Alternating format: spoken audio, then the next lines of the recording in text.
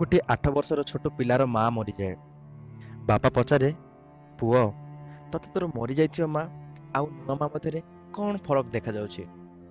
ଏହା ଶୁଣି ଛୋଟ ପିଲାଟି କହୁଛି, ମୋର ନୂଆ ମା ବହୁତ ସତ କହୁଛନ୍ତି, କିନ୍ତୁ ମରିଯାଇଥିବା ମା ବହୁତ ମିଛେଇଥିଲା। ଏହା ଶୁଣି ବାପା ତାଜୁବ ହୋଇଗଲେ ଏବଂ କହିଲେ, ବେଟା, ଏମିତି କ'ଣ ପାଇଁ ଲାଗୁଛି?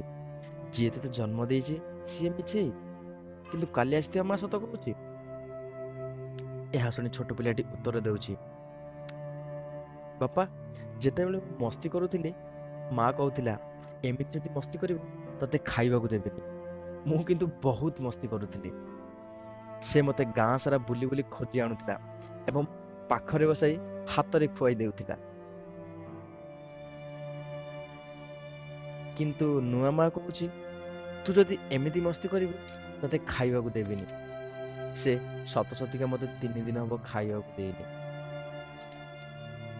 ସାଙ୍ଗମାନେ, ମା ସେତେବେଳେ କାନ୍ଦୁଥିଲା ଯେତେବେଳେ ଛୋଟ ପିଲାଟି ପେଟରେ ଲାତ ମାରୁଥିଲା। ମା ସେତେବେଳେ ବି କାନ୍ଦୁଥିଲା ଯେତେବେଳେ ପିଲାଟି ପଡ଼ି ଯାଉଥିଲା।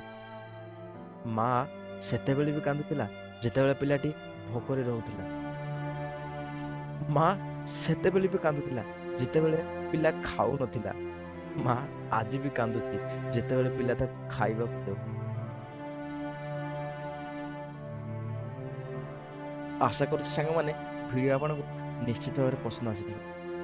ଯଦି ଆପଣ ମାଆଙ୍କୁ ବହୁତ ଭଲ ପାଆନ୍ତି ତେବେ ଲାଇକ୍ ବଟନକୁ ଦବାଇ ଦିଅନ୍ତୁ ଏବଂ ଆମ ଚ୍ୟାନେଲକୁ ସବସ୍କ୍ରାଇବ୍ କରିବା ପାଇଁ ଜମା ବି ଭୁଲନ୍ତୁ ନାହିଁ। ମୁଁ ପୁଣି ଆପଣଙ୍କ ପାଇଁ ନେଇ ଆସିବି ଏମିତି ଏକ ମୋଟିଭେସନାଲ୍ ଭିଡ଼ିଓ। ସେତେବେଳେ ଯାଏ ଜୟ ଜଗନ୍ନାଥ।